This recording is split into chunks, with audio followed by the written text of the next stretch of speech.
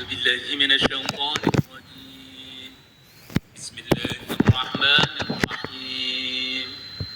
والتين والزيتون وطور سينين أعوذ بالله من الشيطان الرجيم بسم الله الرحمن الرحيم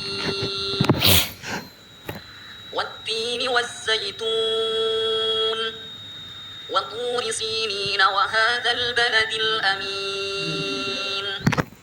لقد خلقنا الإنسان في أحسن تقويم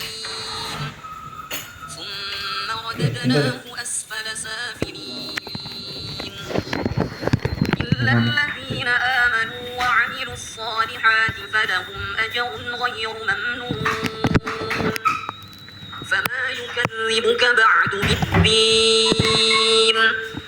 أليس الله بأحكم الحاكمين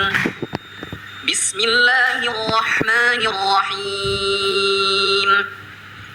اقرأ باسم ربك الذي خلق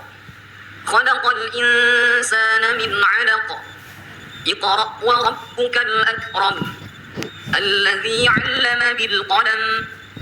علم الإنسان ما لم يعلم